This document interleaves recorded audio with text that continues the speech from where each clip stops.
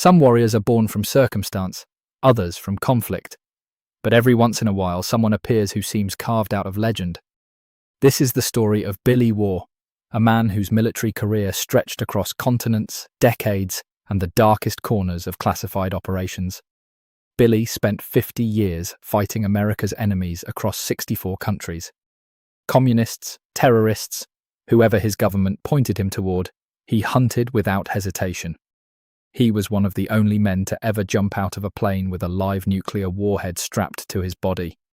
He pioneered halo jumping. His awards list is staggering. Silver Star, 4 Bronze Stars with V device, 14 Air Medals, 2 Combat Infantry Badges, 8 Purple Hearts.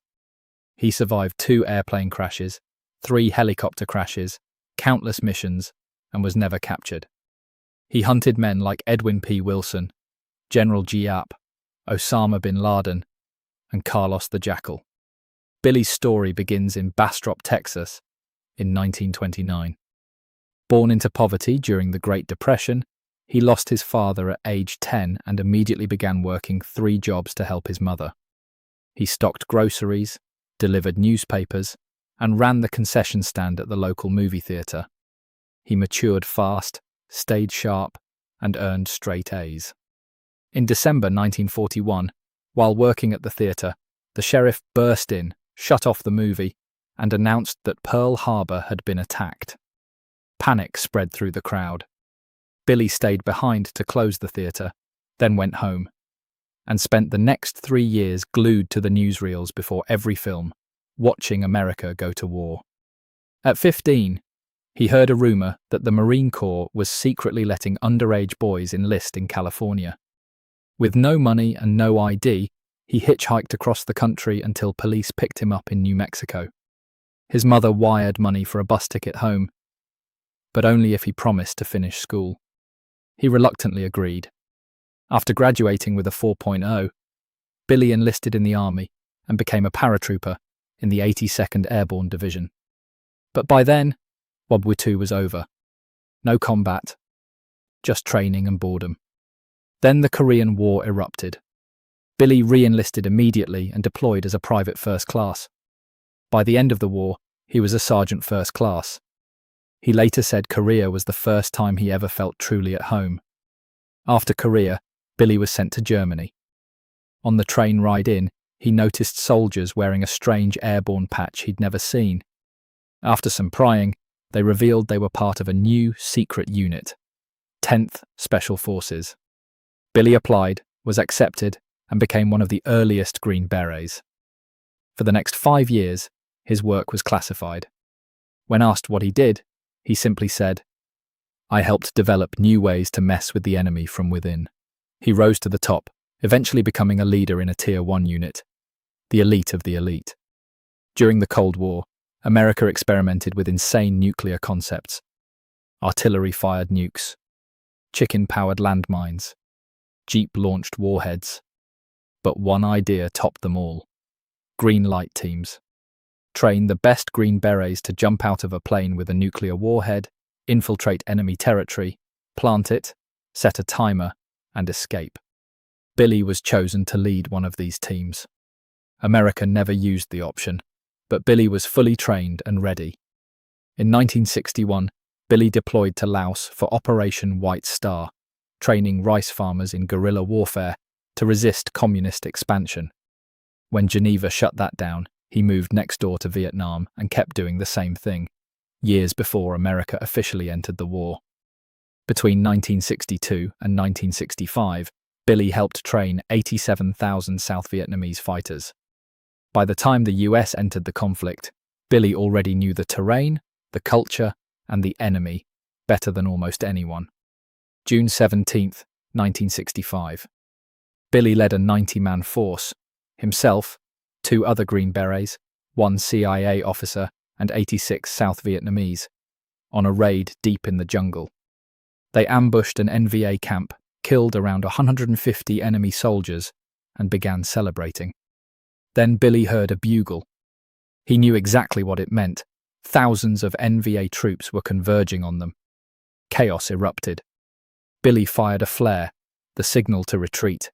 and everyone sprinted toward a cemetery on a hill where they could call air support.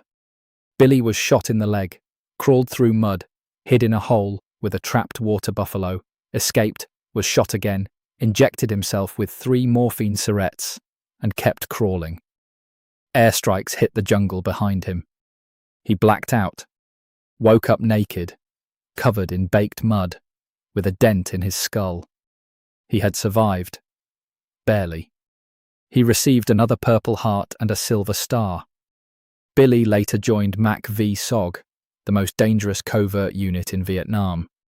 These men operated in Laos, Cambodia, and North Vietnam, places where America officially had no troops. Billy oversaw airborne operations, coordinated dozens of missions, and eventually took part in the infamous assault on Oscar 8, a fortified NVA base in Laos. The operation went catastrophically wrong. Multiple helicopters and aircraft were shot down, and Billy personally helped rescue survivors under fire. He spent days searching for missing men, eventually finding one SOG operator alive, the only man ever captured by the enemy and returned home. Billy pioneered halo jumping, becoming the first man to ever halo jump into combat in 1970. SOG was disbanded in 1972. Billy retired soon after, celebrating by halo jumping onto the parade field at Fort Bragg with his friends. Retirement didn't last. Billy hated civilian life. After 5 miserable years as a mailman, he got a mysterious phone call. "Are you ready to get back in action?" He was hired by former CIA officer Edwin P. Wilson to train Libyan forces, but the CIA secretly asked Billy to spy on Wilson and Gaddafi. Billy spent 2 years gathering intel that helped convict Wilson. For the next decade, Billy worked as a covert contractor for the CIA. In 1991, at age 63, Billy was sent to Sudan to track Osama bin Laden. Billy openly jogged around bin Laden's compound, tailed his vehicles, and even had bodyguards point AKs at him. He proposed a plan to kill bin Laden using a staged car crash and a suppressed MP5. The plan reached President Clinton, who rejected it. Billy later said he would have gone rogue if he'd known what bin Laden would eventually do. In 1993, Billy hunted Carlos the Jackal. He tracked him to Sudan, staged a fake marketplace fight to get a clear photo, confirmed his identity, and helped set up the operation that led to his capture. After 9/11, Billy, 71 years old, demanded to be sent to Afghanistan. He recruited his own militia, fought in Tora Bora, and hunted bin Laden again. Billy continued doing classified missions into his 70s and 80s. His final known operation was in 2011, at age 82, allegedly assisting in efforts against Gaddafi. He passed away in 2023 at age 93. His ashes were scattered during a halo jump over North Carolina. A long-time CIA superior said, "You'll never know 1/100th of the things Billy accomplished for us. Thank you for watching, and if you would like to help the channel grow, just hit the subscribe button and the notification bell. Thank you so much."